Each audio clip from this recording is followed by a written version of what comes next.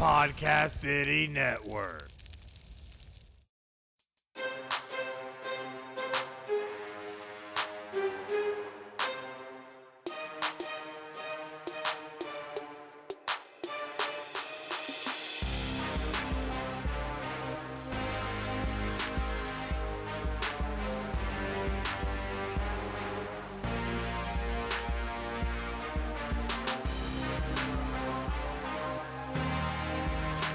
This is Final Score, your number one podcast for sports news.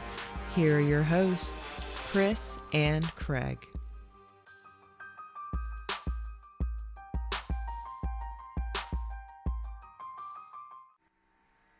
Hey guys, we're here for another exciting episode of Final Score, episode 56. That's right, we are at part 5 of Sports Movie Madness. It has been a crazy ride all the way to this point, having whittled down our list of 64 movies, and tonight we're going to get it down to just 4. That's right, our final 4 for Sports Movie Madness. I don't know about you guys, but I am super excited. But let's not forget the rest of the guys that are with me over here. To your left, my right, will be none other than my co-host, Craig. How you doing, Craig?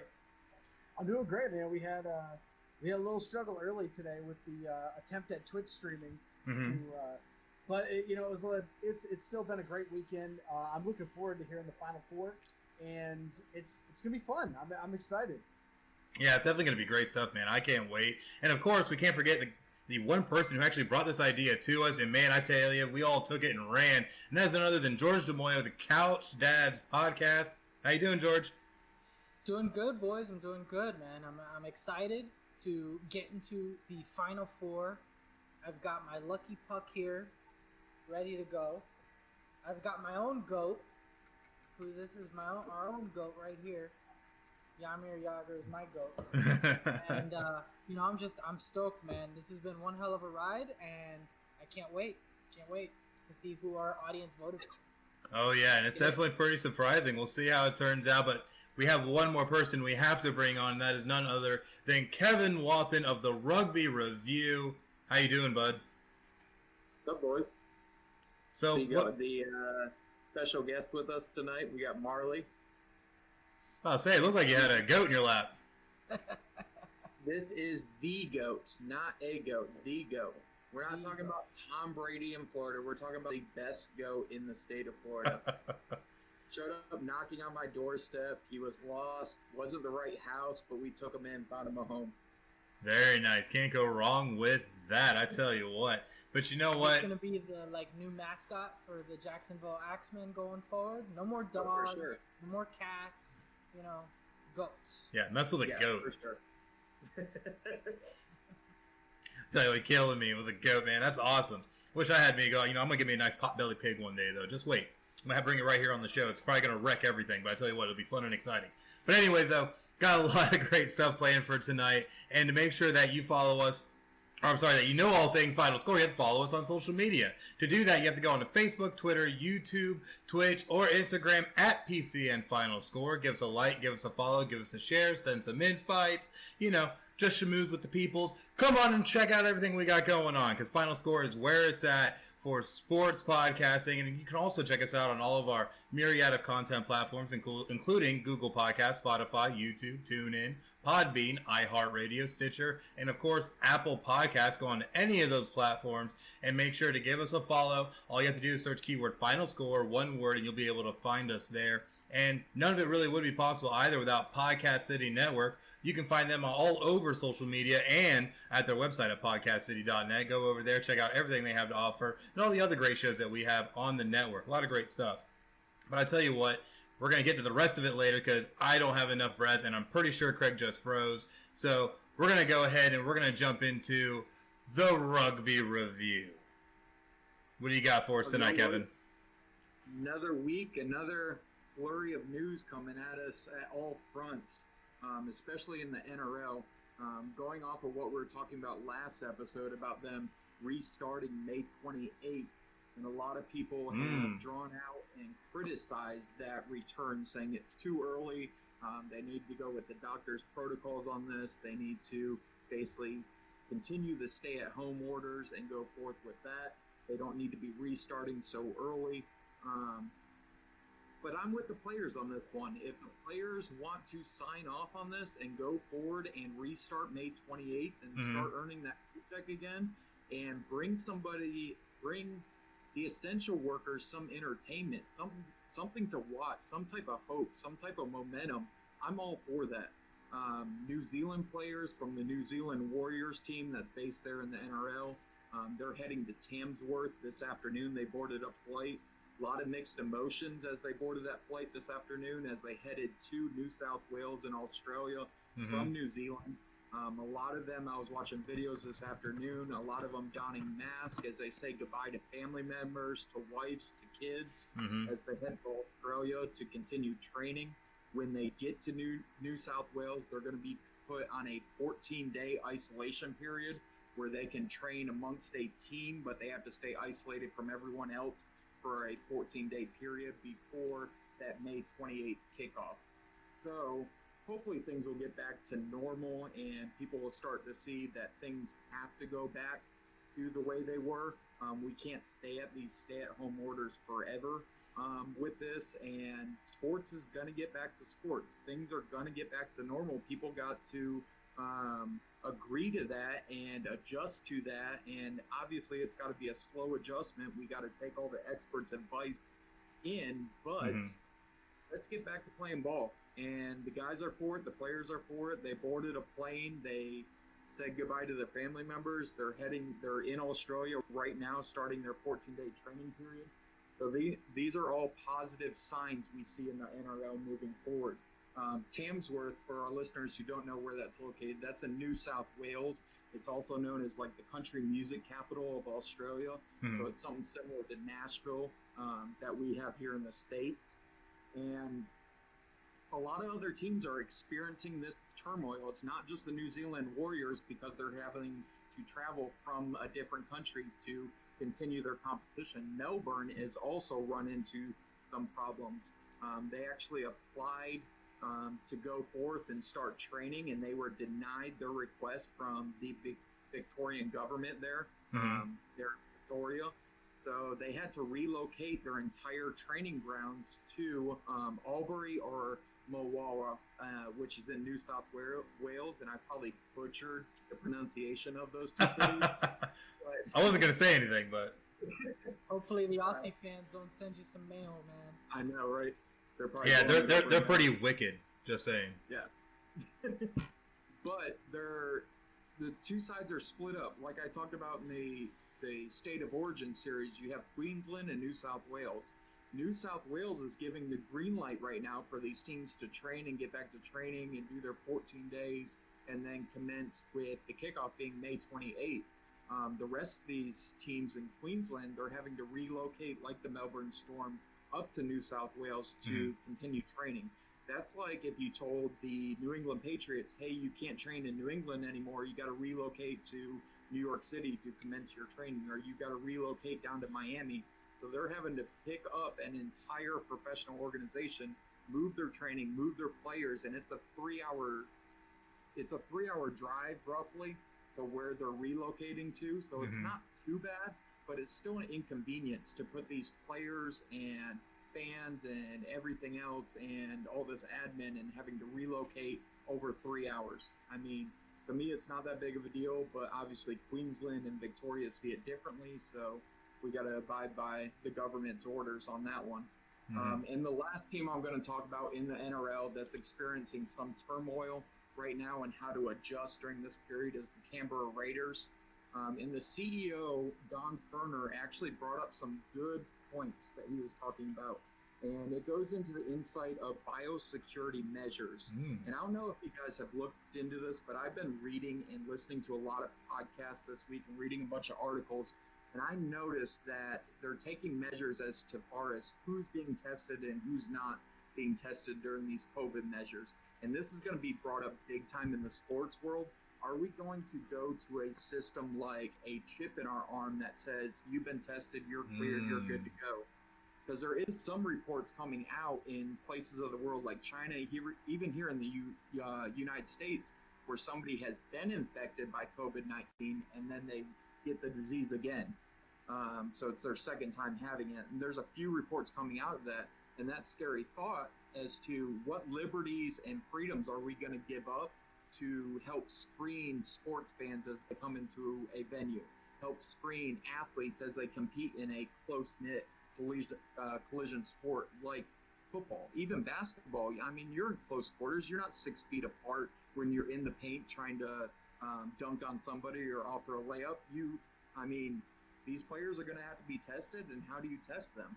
And how do you go forth doing that? So it's trying to establish a new norm, and the NRL's the first to do it. So I think everyone's sitting back kind of criticizing, but no one else has tried this before, and this is unprecedented.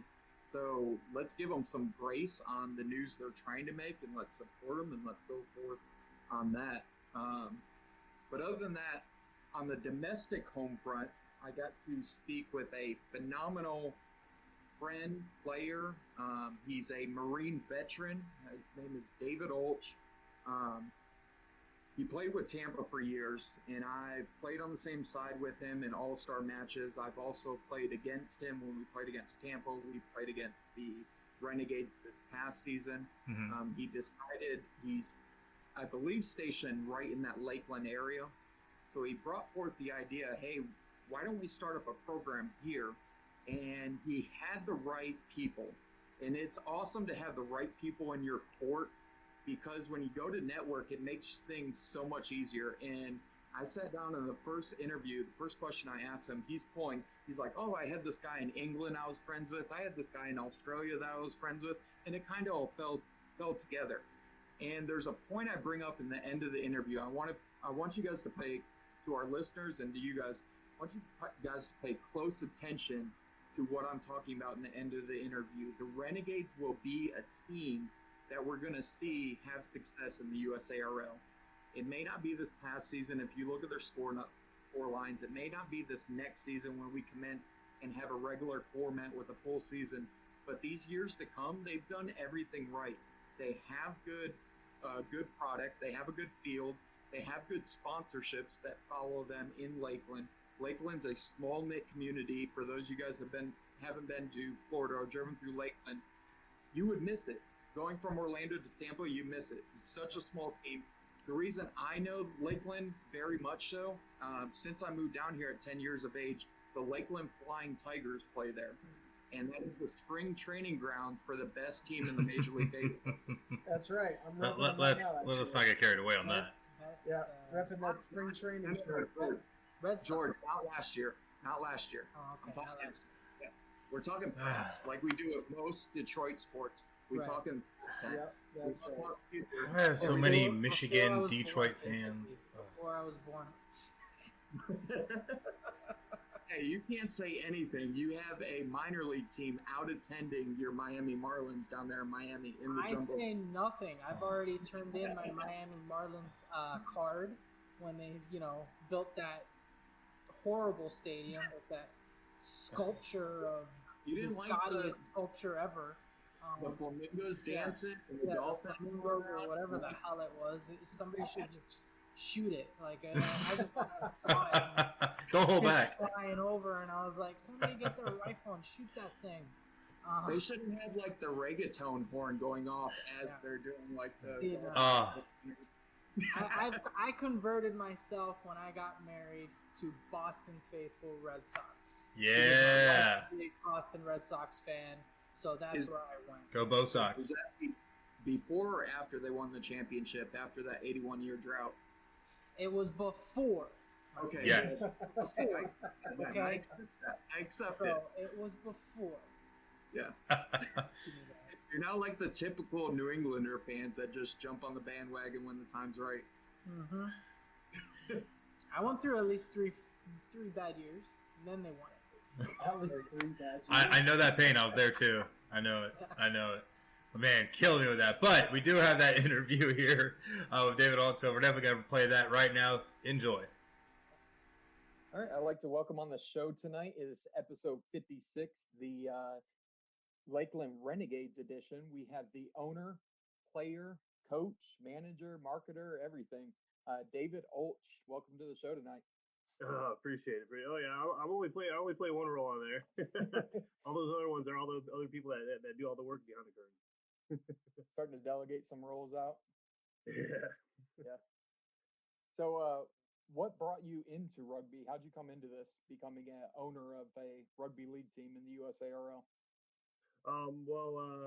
First off, I started off with rugby, playing rugby union when I was in the Marine Corps, and then when I got out, moved down here to Tampa, played with the crew for a couple seasons, and then started playing with the Mayhem. Played there for 4 or 5 seasons, and then jumped over.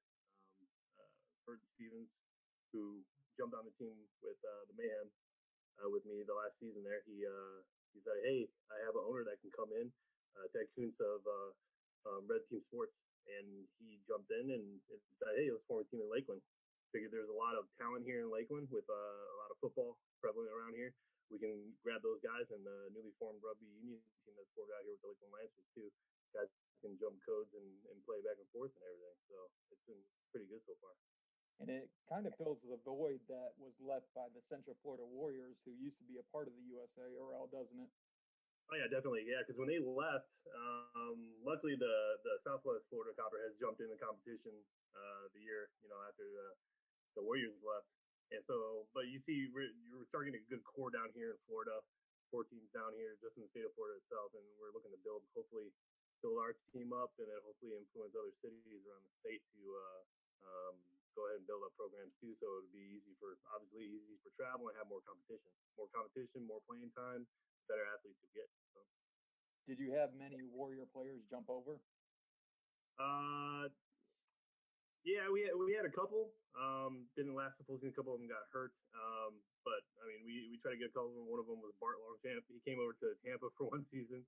And then we tried to get him over. We were like, hey, we're closer to Orlando than Tampa, but he's like, no, I'm gonna stay with Tampa, which we don't blame him. But it was but yeah, we grabbed a few of them that helped us out a little bit first year. So, going back a little bit, you said you're a part of the Marines. What made you make that decision? Was that right out of high school? No, it's about second year. I went for a year down in Wayne State University in Detroit, and then when I left out of there, that was probably 2004 when I enlisted. Decided to go in. That's when the whole push in Iraq and everything was going on, and I got excited and decided to enlist. Born and raised up in Michigan? Yep. Well, not born and raised, but mostly raised in Detroit and Lincoln Park there, just south of Detroit. So a bit different up there than compared to down here, weather-wise. You support the Michigan sports teams? Got your yeah. Tigers, Lions, Red Wings, all of the guys. Yep. What about green versus blue? Gotta ask it. Oh, blue. Okay. Of course. All day. my dad was a huge Wolverines fan, so I had to go along with it. Yeah. You should have. Granted, I got my bachelor's. I got my bachelor's from USF, so that's kind of green, but oh well. Yeah. That's why I definitely put on the T-shirt for you. Oh yeah. You graduated from USF, so I had to rep the UCF today. Roll that in my face, man. You should have used that story with Bart. Like, hey, you have to drive through Lakeland to get to Tampa. Hey, I'm a Michigan fan. Like, you'd have to drive through Ann Arbor from Lincoln Park to get out to East Lansing. Oh, of course, we tried. There are a couple of us said to him, like, man, you gotta go through Lakeland to get to Tampa. You can jump with us. But you got a lot on your plate right now with this COVID thing, the stay-at-home order, because you're some admin, right? You're an admin at a school down there in Polk County. Yeah. I'm a dean at a local high school here. So during that time, I'm basically busy making sure our seniors are catching up on their schoolwork, making sure they're graduating on time, getting their classes done, and then also the underclassmen too. I'm there to support all the teachers that have difficulty with the online stuff because it is a bit of a transition from going all classrooms to now all online, and so we're just there to support both the teachers, students, everybody else involved. So it's been pretty busy lately. Yeah, got a lot on your plate. Trying to manage rugby league that apparently is coming back, because did you hear the NRL starting back up at the end of May? And then I'm getting rumors right now. I'm getting thoughts and some messages, some text messages, not only from the players but also from the coaches that the USARL might be back soon. So, what do you think about Mhm. that? Do you think we should get back Well, to the games? that's the goal, isn't it? Oh yeah, the NRL. When I found out that was coming back on the I think 28th, they said the first games. I was really excited about it because I got into it when the season first started, back in March. But then when they told us we were delayed in the USARL for it, we had to decide, what was going to be the next step forward. Obviously got to be precautious in this type of situation. And we'll see eventually how it goes along. I would love for us to have a season, so our guys can get some neat experience on the field. It gives us, more playing time under our belt so we can develop each year. That's the biggest thing. Introduce new guys into the sport, get them involved, get them looked at, by retro the U.S. team and everything, and spread this awesome sport. That's the biggest. Wait, let's back that up a little bit. The USA team that you're a part of, correct? Yeah. Yeah. When I'm not in play. So the Renegades but I'm also a realist too. I'm getting up in age, so I like to have those younger guys fill in and build up and help them with their experience. And that's my biggest goal playing with the Renegades is develop those younger guys, give them the opportunity to have like I had back in 2017 to go to Australia, the World Cup and everything in Papua New Guinea.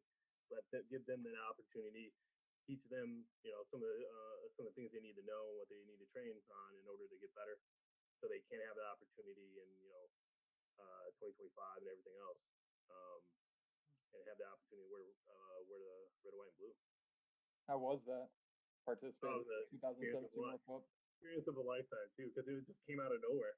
It was one of those things where it's like, okay, well, I had to take a year off because of a heart surgery, heart operation. So I had to take a year off, came back into it, and I was like, you know what, I'm just gonna try my best, work out hard, and see where it goes. And then halfway through the season, there was a little inkling saying that I was possibly looked at for the U.S. team, just for the U.S. team. It wasn't even the World Cup wasn't even in the mindset. Mm-hmm. And then each game of improving, getting better, getting better, getting better. Then they said, you got selected for the Jamaica and Canada game, and that's when I realized, like, holy crap, like this could actually happen. And then when I got picked for Australia, it was it was awesome going there. I mean, it was rabid the way the fan base was, especially in Papua New Guinea. The national sport there, they're absolutely nuts. They're crazy. Everywhere we went, kids were playing it just on dirt paths on the dirt fields on the side of the road, and it was an experience of a lifetime. It was great. Now, seeing what you experienced out there in Papua New Guinea and seeing those young kids play the game and being in Australia and watching the youth play the game, is there anything that you're trying to start up there in Lakeland with getting the youth involved? Mm-hmm. Yeah, we actually teamed up. Us the Renegades, we teamed up with the local union team, the Lakeland Lancers, and we're getting in. We have a connection with Bartow, City of Bartow, and they've come forward and said, yeah, we would love to help you guys, assist you guys in developing a program. So we've already had one clinic already set up. We had another clinic set up at the beginning of April, but obviously we had to cancel that because of COVID and the situation that's going on. But we're slowly one small amount, 10 kids, but it's where the biggest thing is just getting those kids out there and getting a ball in their hand. It will eventually, give them, teach them the rules and everything like that as we go along. But just get that ball in their hand, let them have fun, let them enjoy the game. They'll see it's a good sport they have a lot of fun in, and it has a lot of connections with football. And like I said, here in King, I mean, just down south here is King, but here in Polk County, it's one of the biggest sports. So by having that connection, saying that, hey, they just get done playing football in the November, December, we can start something up come February, March, and get going further into it, so they can continue their development when it comes into a contact sport. And what better than rugby? Yeah, I wish more FHSAA coaches would see the light in the end of the tunnel. Like when I send my kids off in the fall, I can have them in a contact sport and still stay within the rules and regulations of the FHSAA. Have my kid in a contact sport like rugby that teaches proper tackling, head out of the contact, not across the body, less concussions, less injury prone, and they're able to keep their body conditioned to a tackling sport, which is what they play in the fall. Because I know me being a football coach, I usually send my kids off to the track program. Yes, they come back faster, but they usually lose a lot of that muscle and a lot of that fast twitch and ability to tackle and ability to have that secondhand nature with tackling, the biggest thing. And they come back basically a fresh kid back from summer. So I would love, even myself as a football coach, I would love to keep my kid in a contact sport year round. And that's something I wish too. I wish we had some sort of connection where we could link that up in high schools, where high schools could take the.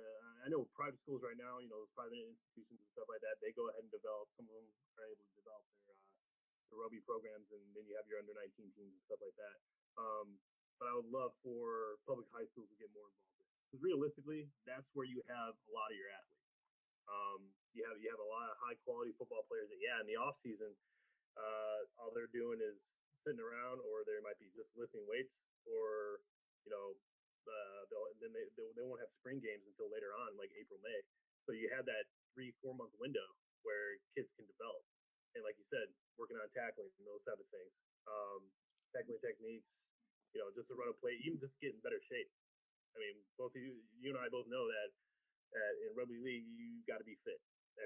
That's just a requirement. You can't just be out of shape and just walk out there and expect to do something, because that's not gonna happen. And so I would love for the schools to get more on board with that, and be a little bit more open minded to the sport of rugby, because worried about a lot of schools are kind of hands off with it when it comes to liability and stuff like that, and so if we can kind of change that persona a little bit, and I think we can kind of change that when it comes to that youth development, from starting from a young age, as they grow up, and we start going from touch to touch and tag to wrap and tackling and everything. Then the kids will start realizing, and the parents will realize, this is not as dangerous as what we thought it was. And that's the thing. It's just educating. I think just educating those kids, those parents on what the sport's about and what it's like. Then you'll start seeing a lot of minds change, and it'll creep into it. It's just going to take some time. That's all. Yeah. And you've actually done a pretty good job of recruitment there in the Lakeland area. First year out, you're bringing 20 plus guys up to Jacksonville to play full-sided games. I never heard any problems come out of Lakeland as far as getting players to those matches and playing all the games, both home and away. How were you able to do that first season out? Because I know it's troubling for a lot of teams to start up. And I know back in years past, we had the minor league system, the Orlando Adrenaline, the Daytona Gearheads, the Jacksonville Hatchets, that were trying to feed into that major programs. But you, right out of the gate, you got guys showing up, playing full-side matches with subs coming onto the field. How were you able to do that? Well, we had a pretty good. The Lakeland Lancers helped us out a little bit with that, because they were established about a year before the Renegades started. So I'd say about 25% of our players came from the Lancers. But on top of that, we were going literally gym to gym, guys we knew, any type of connection that we can make. We had a lot of support. Kurt Stevens had a great job. He's a personal trainer himself, so he's the one that actually had a big impact of going out there recruiting a lot of guys.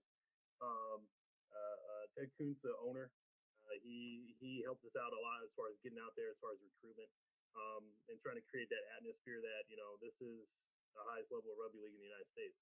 And when you come out, this is what we expect. We have a certain type of expectation to it, and they guys are excited to be out there. They have fun. We have fun, especially when we go on away trips and go up to Atlanta and stuff like that, and home games. It's that camaraderie that you have amongst a group of the guys. And that's what we're trying to promote. I mean, you're not dealing with kids, you're dealing with full-grown men, right? And there's got to be some sort of motivation to get them out there. And rugby league is a great sport, love it. But a lot of people are there, they enjoy it too for that camaraderie and everything. So that's a good mix right there, and that's what drives a lot of guys to come out. And we had a few. Our core group of guys last year, they're still together. We have a good group of 10, 12 guys. Last year that played every single game. Guys got hurt, and we had to fill in some of the other guys with subs and everything like that. And it was good to have that core group there that was consistently there, that helped out with their development. You saw it. The more they played, the better they got. And it's going to be interesting. We keep recruiting more guys, athletic guys that come out. We keep our core group of guys by bringing in new guys that are willing to learn the sport and everything. give this about 4 or 5 years, and I think this will be one heck of a program to stay consistent with it.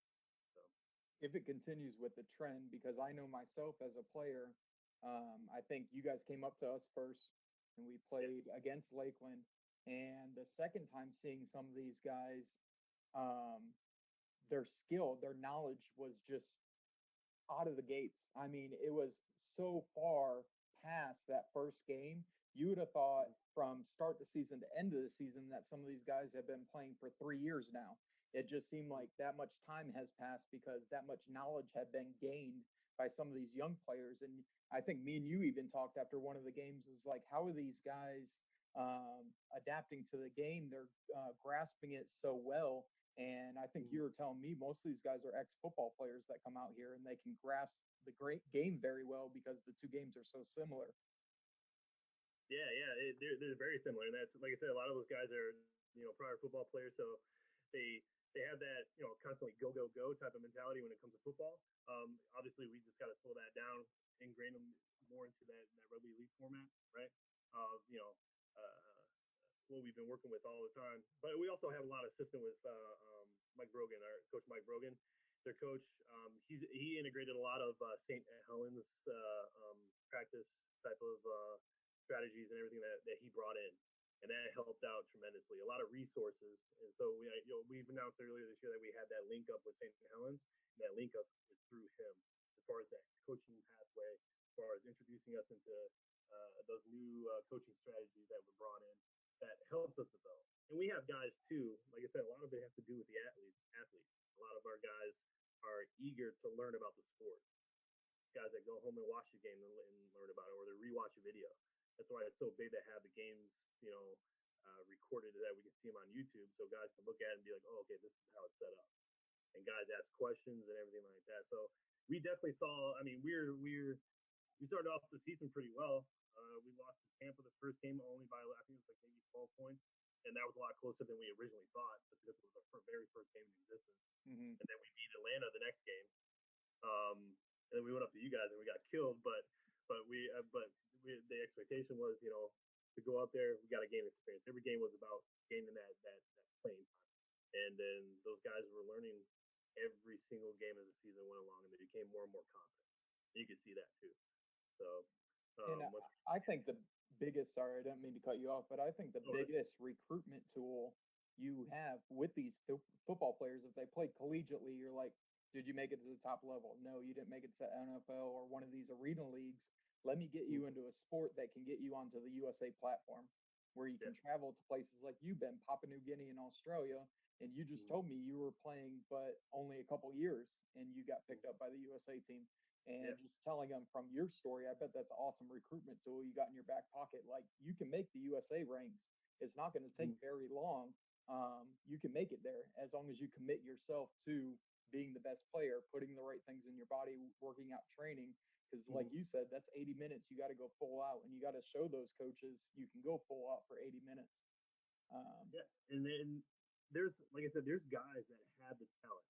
They just need. We have several guys on our team that have the talent where they could get looked at for the U.S. team, and a couple of them I would actually say, if they wanted to take this even further, to go ahead and jump on a plane and go over to Oz or go over to England and join in one of the minor league teams. Because Andrew Zula, I got to play with him a couple of years ago on the Mayhem. He took off and went to Australia and got a ton of experience playing on those different levels.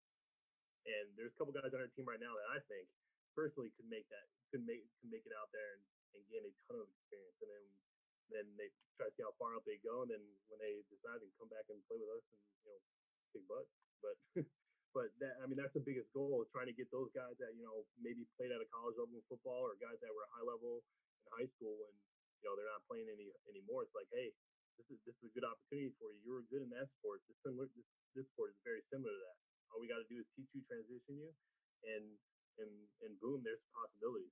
I mean, we've seen with several guys in the USARL, they went over to Europe and played. They went to Australia and played for a couple of years, and they can make their way out, make their way up. I mean, Joe Eichner, Ryan Burrows, all those guys, making their way overseas, and getting that experience.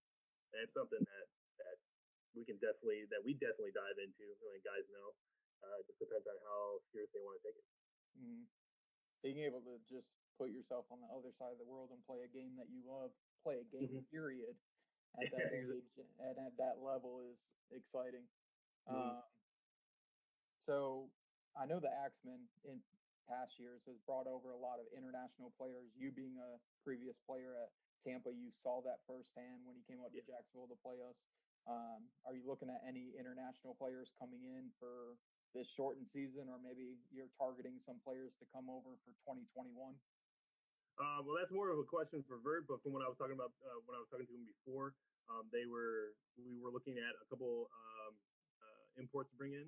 I guess one from Australia and possibly one that was from France. And they would one of our sponsors is Carlton Arms in South Lakeland there that would help us when it comes to the housing part of it with those guys.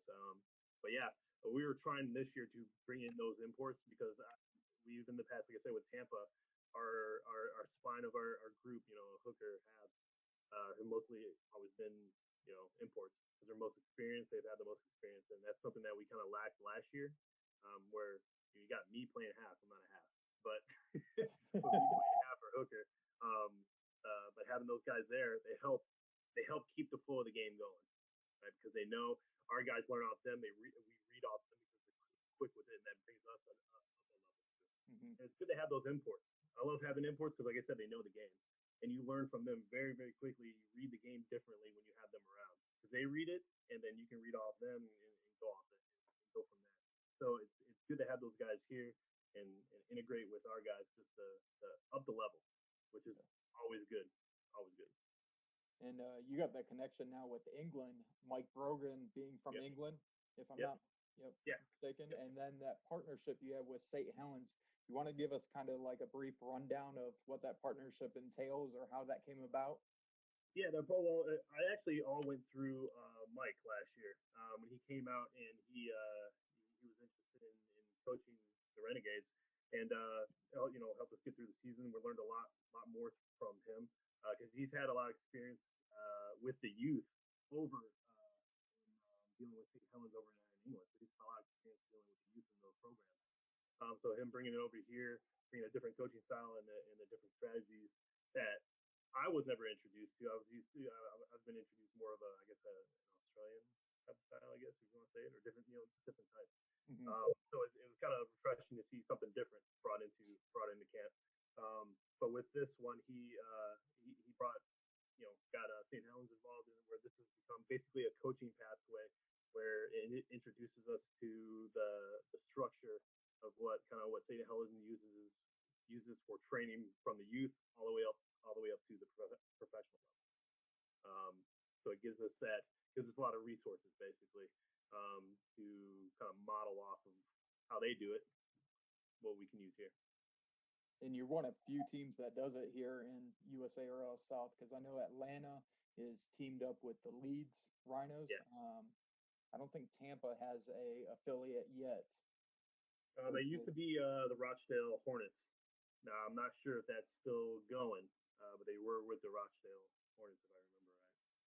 So that's good. You got the youth building. You got Mike in here helping out. You creating those links, bringing that youth experience to the table. And I think I agree with you 100%. 4 or 5 years down the road, we're going to be talking about the Renegades at the same pace we're talking about the Axemen right now. In today's league, you're going to see the Renegades come out of nowhere, and I think they're going to take over the league because you guys are doing a good job at the youth roots, the grassroots. You guys are doing a good job of recruiting these top-level players and hopefully bringing in internationals to kind of shore up all those weak spots in the lineup.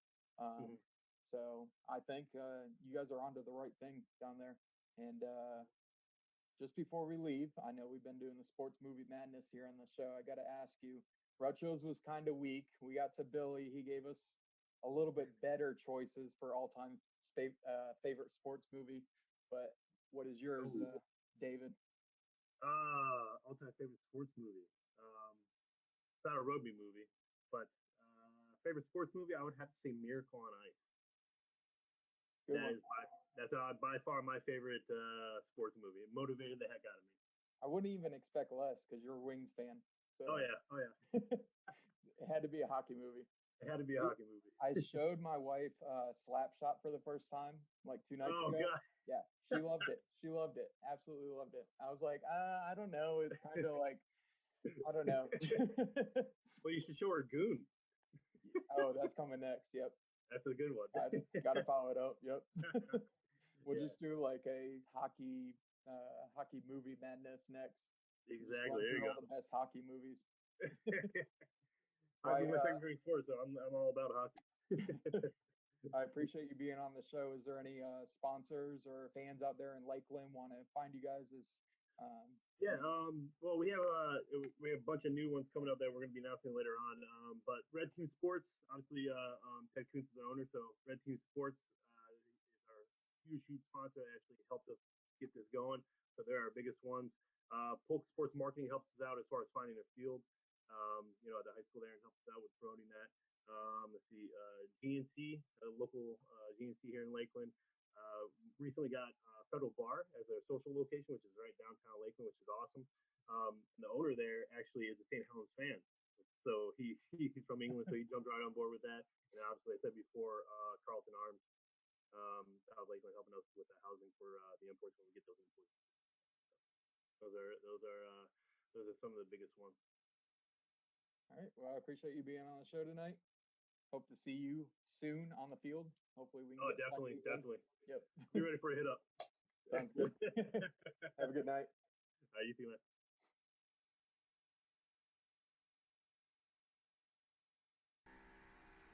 Man, I tell you what, that definitely was a great interview. Really great stuff, and a lot of great information. A lot of fun stuff, Kevin. I tell you what, these interviews are always awesome, man. I can't wait to see what you bring us next week.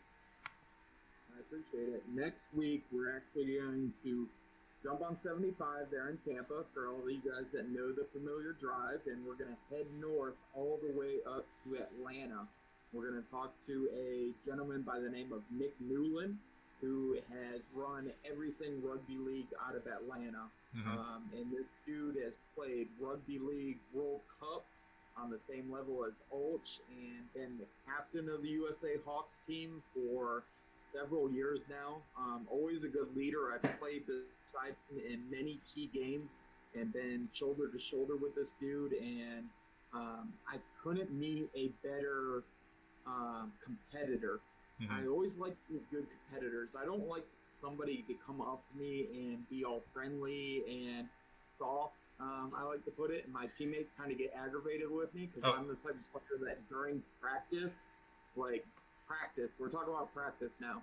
I like to get into it. Like, no lie, I like to get into it, push and shove my teammates, get into it. Like, yeah, I remember. I know, like every play like it's your last. Like, that has been ingrained into me, and I want to push my teammates, my athletes, the same fashion, because you never know. You could go down in practice during that play and do something catastrophic that causes you to lose your playing mobility. So I just always kept that ingrained in my head. So I go 100% all the time. Like, if you're not looking, I'm gonna knock your ass out. Snap! And he ain't lying. I've seen him do it, guys. He's not AI. He's not talking about practice. Talking about practice. He's like the Rudy version of rugby all the time. 100%. It's gonna knock you out. Oh man, I tell you what, that's crazy stuff. But sadly, though, we will not have a top 5 this week. We're very busy people over here. Sometimes things happen, but we will have one later this week. So definitely make sure that you check back on all of our social media outlets: Facebook, Twitter, Instagram. The whole shebang.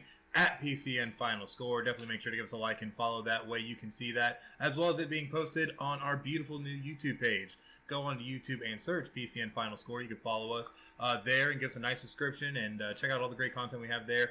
We're going to be putting tons and tons of stuff up there. It is going to take a while. My computer can only do so much. She is a good girl, but she is an old girl. So at the end of the day, please bear with us. We will get it all up eventually. Just going to take a little bit. But in the meantime, you can always check us out on Podchaser. You can go over to podchaser.com and search keyword final score, one word, and give us a follow, rating, and review over there, as well as finding us on Bullhorn, which you can download on your Android or Apple devices. Search keyword final score, again, one word, and give us a follow and a listen. And, a lot of this is not possible without Radius Digital Media. And, of course, I am horrible right now because I do not even have the notes in front of me. But, I'm so good at what I do. You. I got you. Oh, week. You got it? You got me this week? You get it. I got you this week. Yeah, we're giving a shout out to Radius Digital Marketing and the guys, Alec and Sean.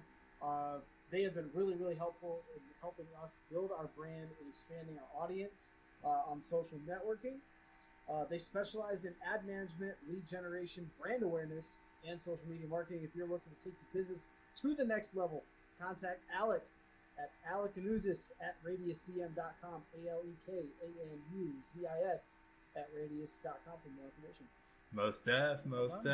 Awesome stuff. I tell you what, it's really great all the stuff we've been able to pull off lately with the show and with the network. Been a lot of great stuff and a lot of new things that we are going to be debuting here soon. So definitely make sure that you keep your eyes peeled. I know I've been extremely busy these last 48 to 72 hours with a lot of things behind the scenes. So definitely make sure to stay tuned. A lot of announcements are going to be coming over the next few weeks. So definitely stay peeled. I'm so excited.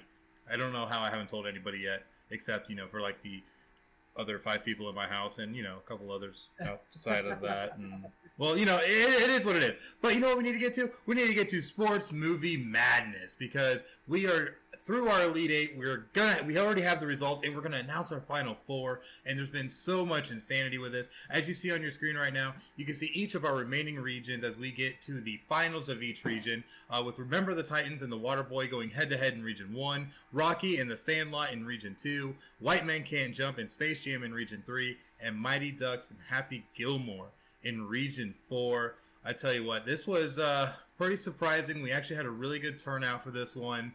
What do you guys think about this one? Who do you know what? Let's get to the big thing here. Region 1, Remember Titans and Waterboy. George, who do you think the fans went with? I gotta be honest, I was thinking they were gonna go comedy and Waterboy, but you know what? I went back, I did some research, I rewatched both movies. As a matter of fact, good man. If you go to @CouchDadsPod on Twitter, I did a quick Twitter review for every single one of the Elite Eights, so you can take a look at that, comment, tell me if I'm nuts or not, it doesn't matter. I really think that Remember the Titans, the combination that Remember the Titans had with the comedic lines, the dramatic speeches, and a soundtrack that uses every single overused song in movies history. It's always used. Every single one of these songs is overused, but because they put them all together in one, it doesn't matter. It makes the soundtrack phenomenal. I think the fans went with Remember the Titans. It's funny and dramatic. It's too good, man. It's too good. Oh man, he said it's too good. Craig, do you agree? I agree. I vouched for this movie to be the #1 movie in Region 1 when we did the selection process. Shocker, I think it moves on, and I think they represent in region from the football region in Final Four. Oh snap. Kevin, are we making this a trifecta? No, it stops at 2-1. We're picking the go-to movies. Waterboy, moving on. Oh snap. I love it. But as you see here, we had Remember the Titans and the Waterboy going head-to-head in Region 1, and it was a decently close score, but sad to say, well, I mean, not in my opinion, but Remember the Titans moves on to the next round and hits our Final Four, only 2 wins away from winning the championship. I tell you what, it's going to be crazy. Now we move on to Region 2, where we have Rocky taking on the Sandlot. Craig, we're going to throw it to you first. How do you think the fans went with this? I've been pulling for the Sandlot since day one.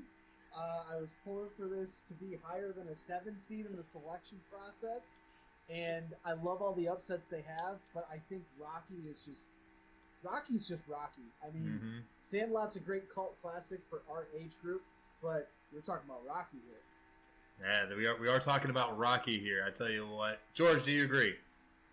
Well, I mean, Craig seems to have a problem with my, seating, man. He's like, this movie should have been ranked higher, George. Do your research better, George. Please, man. Damn, George. You're the Mel Kiper of sports movies. Mel Kiper.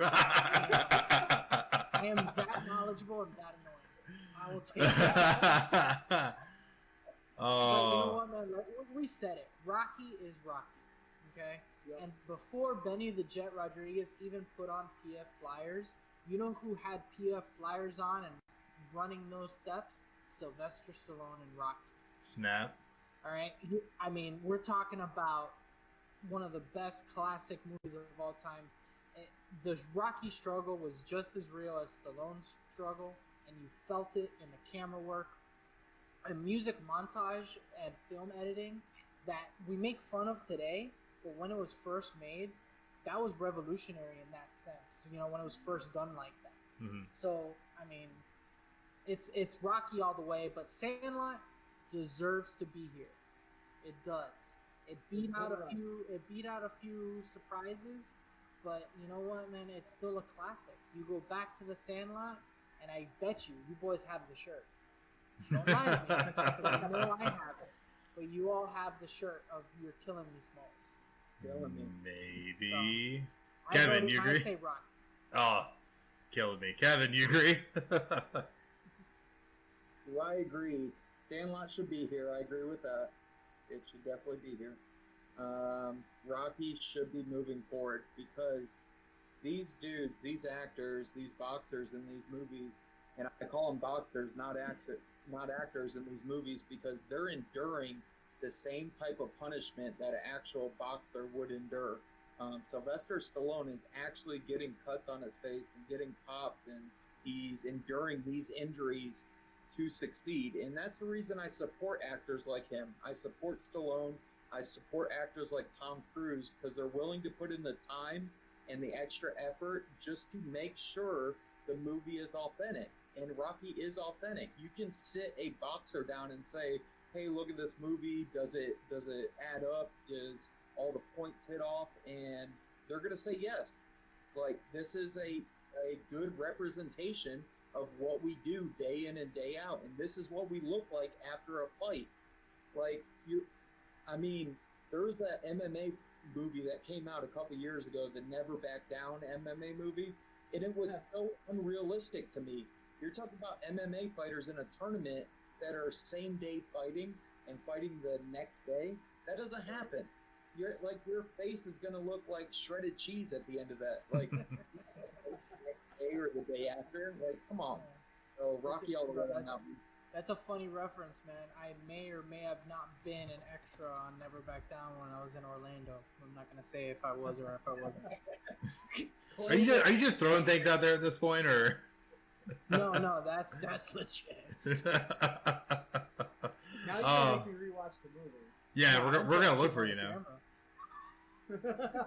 Oh my gosh, you kill me. You absolutely kill me. But you kill me. But there actually was a narrow, thin vote. So with Region 2, it was literally separated by a single vote. Literally one vote.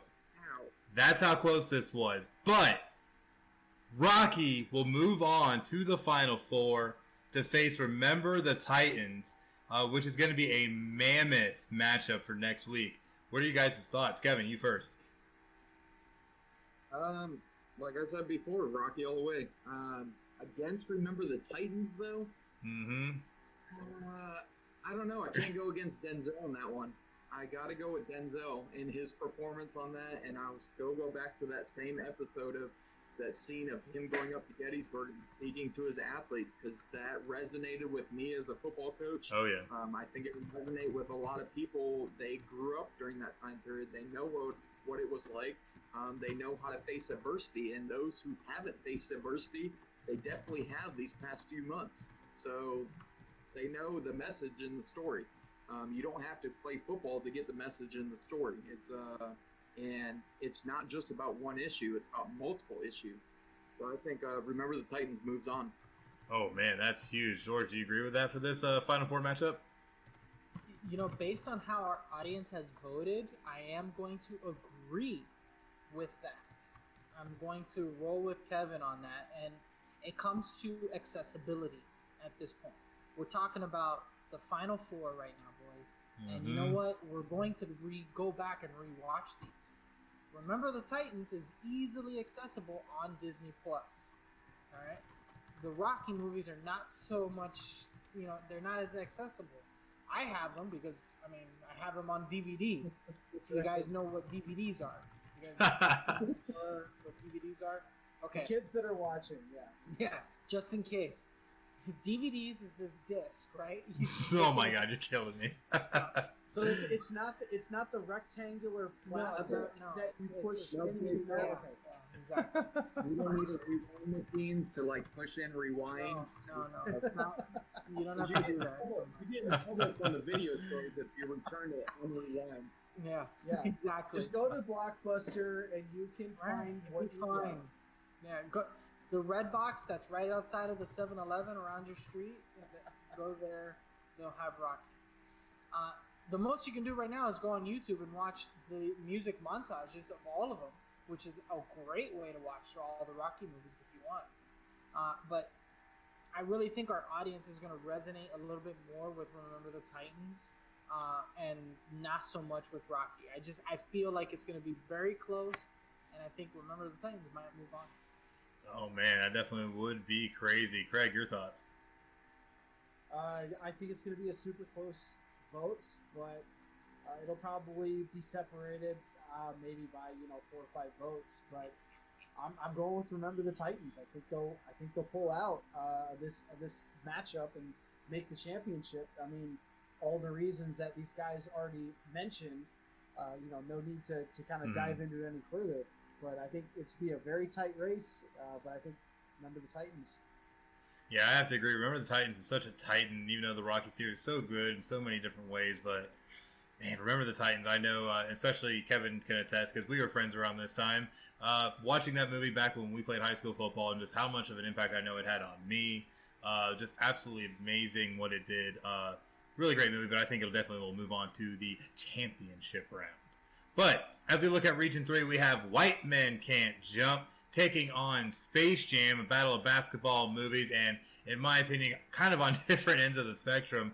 George, how do you think the fans went with this one? My vote has always been for White Man Can't Jump, okay? The director, like I've said before, knows how to make freaking a sports flicks. All right, for him, it ain't no thing but like a chicken wing on a string. Like, what does this actually say? The chemistry is absolutely brilliant. And we're talking about a movie that came out in the early 90s where Rucker Park started showing up. Street ball started becoming a big thing. All right, and here's this flick that's purely about street ball and hustling and playing on Venice Beach. And, I love the trash talk in this movie. The trash talk in this movie just makes me just belly laugh. But then you got Space Jam, and you have The Last Dance, and you have the factor that LeBron James and his production company just released the logo for Space Jam 2. It was #1 trending on Wednesday, right when we were voting, and I was just like, what is going on here? And I even got a few comments on Twitter. It was like, oh man, I can't wait for Space Jam 2. I'm like, I can, but it's besides the point. It could be close. This might be our upset. I don't know. I don't know. It's going to be crazy. Craig, what do you think about it? I'm a little surprised that Space Jam made it this far, being a 6 seed, going up against some very good movies, but also not surprised because just like with The Sandlot, it's our generation and we grew up with that, and those are the people that are out there voting. So I think White Men Can't Jump is obviously a very iconic basketball movie, and it probably wins out in this matchup, but I wouldn't be surprised if it was razor thin. Yeah, it definitely could be. Kevin, your input. Please, audience, do not let me down in this one. You let me down in the first one. But you have We have Marley on the show for a reason, to show y'all who the true GOAT is. And the true GOAT, after watching The Last Dance, is Michael Jordan. There is no question, there's no debate, there's no, let's look at the stats, let's look at the tape. It is Michael Jordan over LeBron. I don't care what LeBron does in anything. Space Jam 2 will probably be a flop with the LeBron at the helm. Snap. It is Michael Jordan bringing Space Jam through. The GOAT moves on. I don't know. That's a tall order. We will see, but I'm not going to lie. Did you find that GOAT? Did you find the GOAT just for this episode? Was that like... I'm telling you, he came up to the door knocking. He told me he was just kicked out of a city park, came up knocking on our door. We just let him in. Did he say his name was Tom? Oh my gosh, killing me. Alright, but I'm not going to lie, this one also came down razor thin, also separated by a single vote. So that's right, we had 2 razor thin votes here. I don't know if y'all can handle this one, but White Men Can't Jump moves on against Space Jam and will represent Region 3 in the Final Four. George, your reaction. Obviously, really good. Obviously. I mean, come on, man. It's White Man Can't Jump. Come on. They can't. It's White Man. They can't jump. Bottom line. Hey, sir, speak for yourself. I can get at least like 5, maybe 6 inches off the ground, okay? I can jump off a ladder really well, Hey, I'm really good at that. Just elbows, Give me a baby trampoline and we're good. Exactly, yeah, exactly. Oh, killing me. Man. The Space Jam it's a great flick, and the reason why these movies are so close and the audience votes is because ultimately they are all great flicks for their own different reasons. And something that I've noticed as I've started to do more movie reviews, being that I'm a production guy and have that video production background, I've been on TV shows and film sets and all that shit. There's a target for everybody. So depending on the movie, it could hit a different person, so White Man Can't Jump hits a different audience, Space Jam hits a different audience, but it still has the same reaction to that person. They delve into it, however so it's just, you never really know at this point. I'm happy for White Man Can't Jump because that's personally like one of my favorite basketball movies. And LeBron James is ruining it by doing another Space Jam. So, because he's not the GOAT. I'm sorry. If anything proves it, it's Space Jam on Netflix and The Last Dance that's also on. Watch both of them simultaneously if you have to. And you'll see that MJ is the GOAT, not LeBron. I mean, if you can pull off watching that simultaneously, I'll definitely give you an award of some kind. I'll tell you the story. Somebody once bought me a LeBron shirt. You see me wearing it? No, because he's not the GOAT. Like it. Oh my gosh, absolutely killing me. Craig, your take. I love both of these movies, but I am 100% agreeing with George here. This Space Jam, I had to double check the logo that just came up. It is fucking atrocious, first of all. So disgusting. What the hell What kind is of... that? Yeah, it's bad. Besides the point, I'm just waiting to see LeBron jump ship to the Monstars at halftime because that's all he does is jump ships to winners, and it's all he's done. Wow. Wow. He is a phenomenal basketball talent. Probably one of the most talented players all around that we've ever seen in our lifetime. But his impact on the game, he literally is trying, no matter what he says, he's literally trying to follow in MJ's footsteps. I'm sorry. And it ain't going to work. Man. Kevin, do you agree with all that? Not only is it not going to work, Craig, it never will work. Like, looking back at the decisions he's made. Started in Cleveland. If you want to be like MJ, stay in Cleveland. Yep. And at the very tail end of your career, maybe go look at some other outlets, but you're washed up. No one wants you. You're used goods at that time. Ooh. And like, LeBron starts in Cleveland, goes to Miami, justifies it that it was his like college going away type deal, and he just needed to get away. He never had that college experience because he was drafted right out of high school. Goes back to Cleveland. He's just following and telling superstars to come wherever he's at. Look at the coaches that have been around him. Like, most of the coaches don't even know their experience because they're in and out the door as soon as LeBron arrived. He builds up teams around him. He knows that in order to get instant gratification in this society, you've got to win now. Yes, is it a bad approach? But is it the times we live in, though? That's what you got to consider. Instant gratification now before people do not give you a chance. Because look at coaches nowadays. You're talking about 2 or 3 years. Okay, but I agree, but here's the problem. I'll just sit back. If LeBron was at almost any other team, like drafted, say for instance, if he was from Atlanta and he got drafted by Atlanta, I don't think he would have left ever.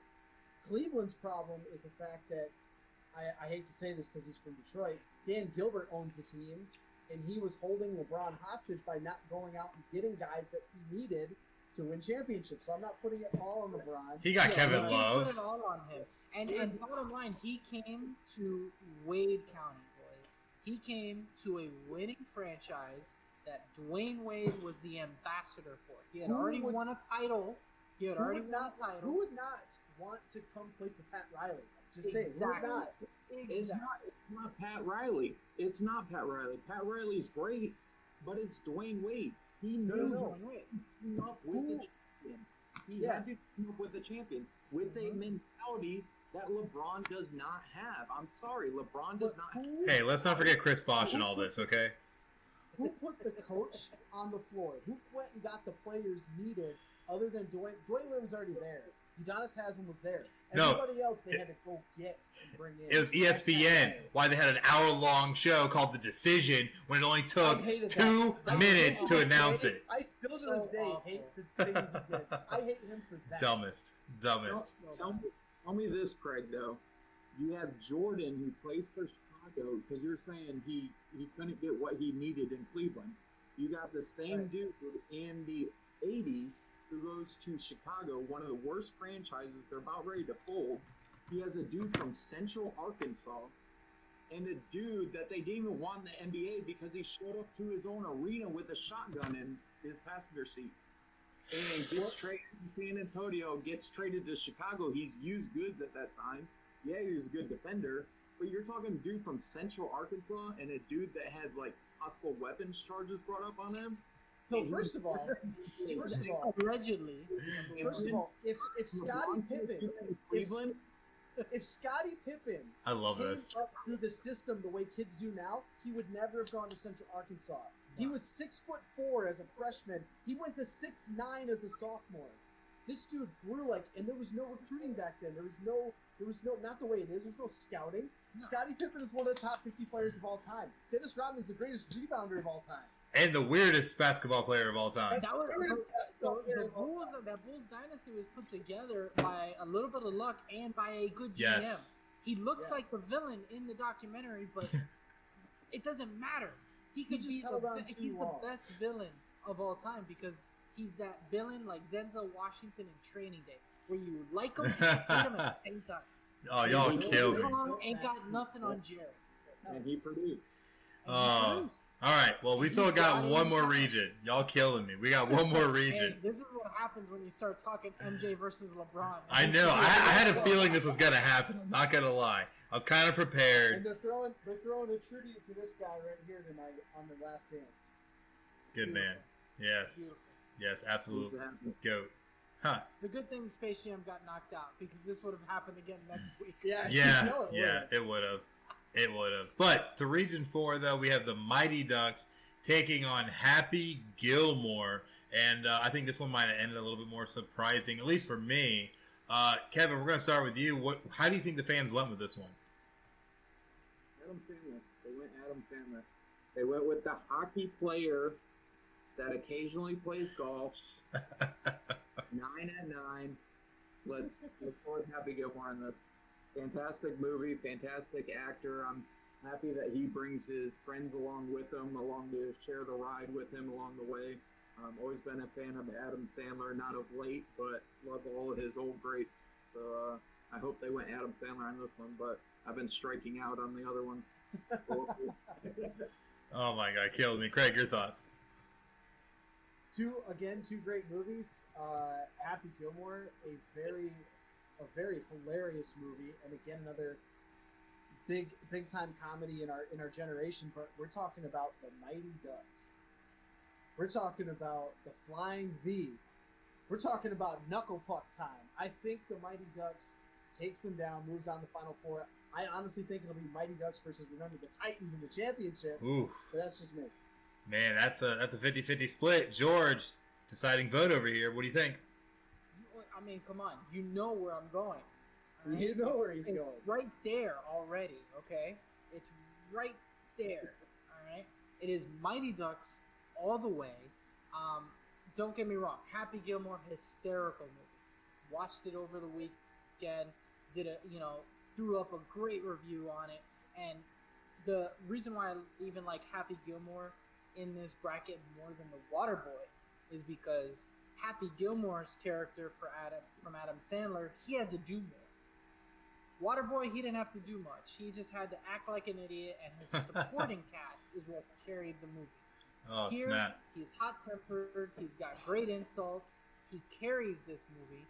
He's got, a solid, supporting, cast around him. The goofy insults are well-timed, and he makes his presence known with Happy Gilmore. It wasn't as big of a blockbuster hit, but he made his presence known. But Gordon Bombay launched a pop culture status that is still relevant to this day. Go to a hockey game, you will find a Gordon Bombay jersey.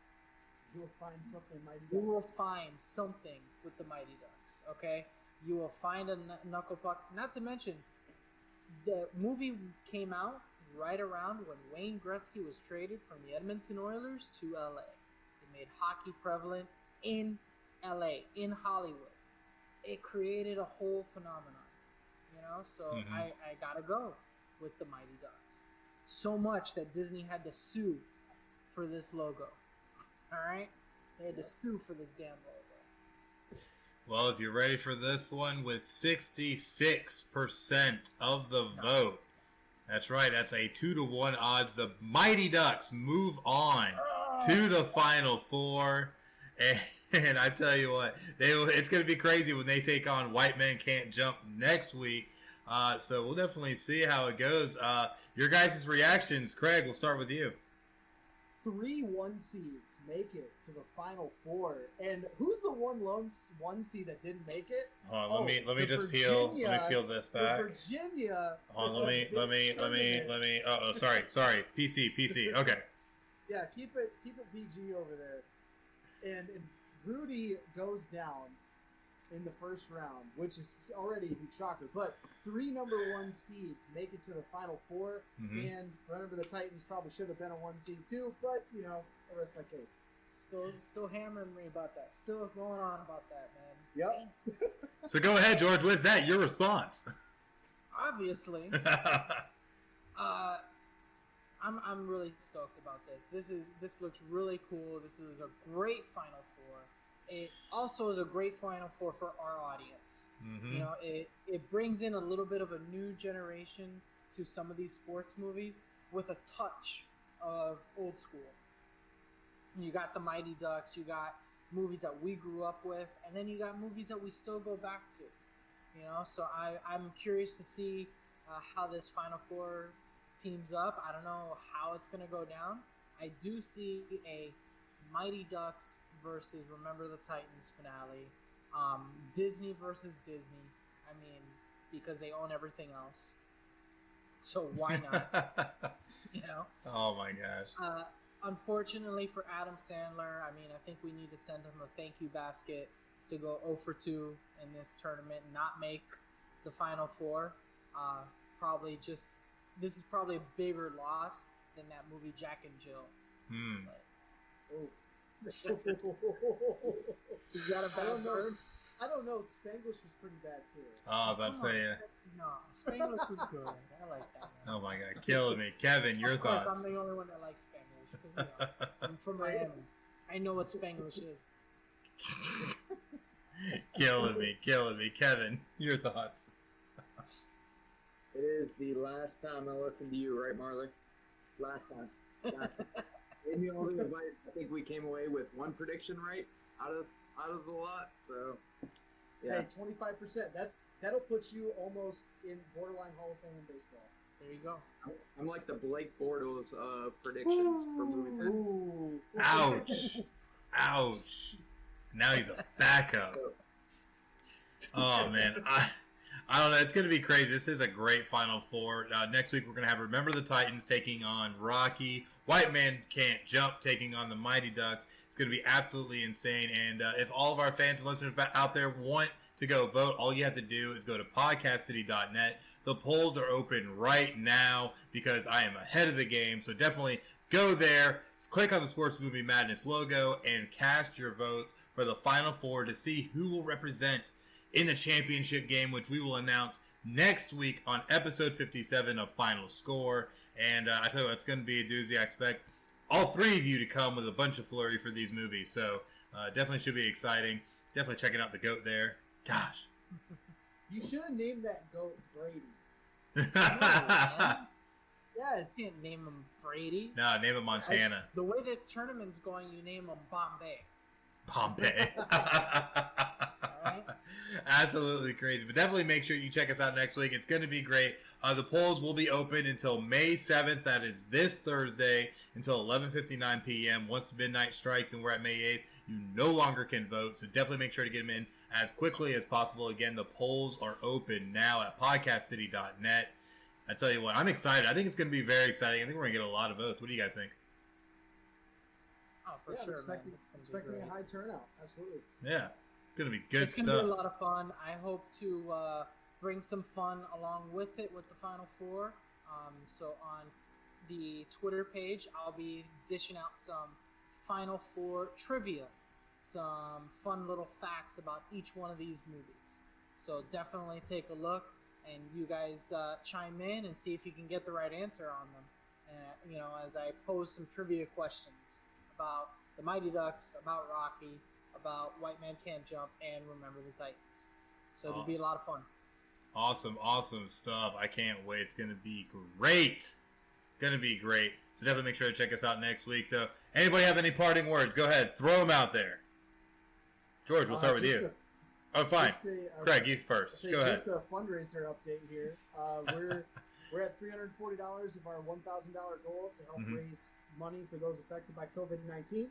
If you want to help, we have about 2 more weeks left that we will be collecting donations.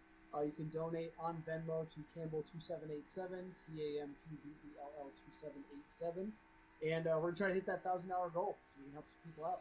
Yeah, most definitely. So definitely make sure you go and check that out. We also have that information on the Sports Movie Madness page on podcastcity.net, so you can find that information there as well. Definitely make sure to give. It's definitely for a worthy cause, as everyone across the world is dealing with this coronavirus pandemic. So definitely try and do what you can, if you can, and try and help some people. Definitely a worthy cause. But, George, any parting words? None so far. Just, you know where to find me. Follow me on Twitter at CouchDadsPod, also on Instagram, CouchDadsPodcast. I will be updating throughout the week a few different things going on. I'll be sharing some new movie reviews and also the Final Four trivia for you guys all to take a look at. And if you need anything else and any other way to reach out to me, you can find me at flintstonemedia.com or floridapodcastnetwork.com. So tune in, take a look, and see what I'm up to over there, and also podcastcity.net. Make sure you vote. That's right. It's been a pleasure doing this shit with you boys. Definitely. We enjoy having you on every week. It's been a really exciting time, and can't wait till we can see what we got next week. Kevin, with that amazing goat. You gonna let Marley vote? Oh, Marley's definitely going to vote. Podcastcity.net. He's already clicking away here with the host. Gotta love it. Gotta love it. But what do you have for us? What do you got? Hold on. In all serious now, go check out that Lakeland team. If you're in the Lakeland area during summer, and I got some insider information, I'm not spilling the beans. This is just rumor. So anybody listening out there that's part of the comp, fans of the comp, this is just rumor. But I've been getting hearsay that the USARL is about ready to kick off. So we're previewing these teams. We might have a season here in the next month or so. So stay in tune as soon as the news comes to me from these owners that have been meeting and texting back and forth, and that have been obviously in conversations right now with city officials. We're looking at a kickoff here soon. There's also been talks, some rumblings about trainings that might be taking place soon if the governments give us the go-ahead. So look forward to maybe some, hopefully, USARL action here soon with us on location there with FinalScore. Mm-hmm. I know we had talked about maybe partnering with the USARL to maybe broadcast some teams or get some insight, get some feed directly from the players, the coaches, staff. But that's something to look forward to. If you're in the Lakeland area, please tune into their sponsors. They need your help during this time. And I know they help us out during our time of playing sports. So help them out during this time of need. Be kind to everyone when this phases of reopening start happening up. Be kind to your healthcare workers. A simple thank you goes a long way. And I'll leave it at that because I got a restless. Yes, she's kicking everybody, letting them know. Yeah, that's right. Don't mess around with this. Be thankful, be helpful, and help each other out during this time, man. That's the best way we can do. Absolutely. Definitely make sure to. And some of those Lakeland Renegade sponsors include Reds Team Sports, Federal Bar Lakeland, GNC of Lakeland, and Carlton Arms South Lakeland. So definitely make sure to check out all their sponsors and try and support your local businesses during this time, including some of our sponsors like City Limits Tap Room in D-Land, Florida, as well as 3 Count Design, who's been a great help for us in a lot of our logo making and branding. So definitely make sure to try and support anyone you can local, because through these hard times, it's been a huge strain on all of these businesses. So please do what you can and really try and help someone out. But sadly, though, we are at the end of our episode, so definitely make sure to find the playback of this episode on social media at PCN Final Score. Don't know what you're talking about. And you can find it. I was going to let it slide. It's okay. It's I don't know how things like this happen, but, when you're empty, you're empty. So, at the end of the day, make sure to check out all things Final Score at PCN Final Score on Facebook, Twitter, YouTube, Twitch, and Instagram. Give us a like, follow, and subscription there, and make sure to check back next week, Sunday night at 9 p.m. for Final Score episode 57, when we bring you our championship participants for Sports Movie Madness. But until then, I am Chris, that's Craig, George, and Kevin, and you just watch Final Score. All of y'all, have a great night.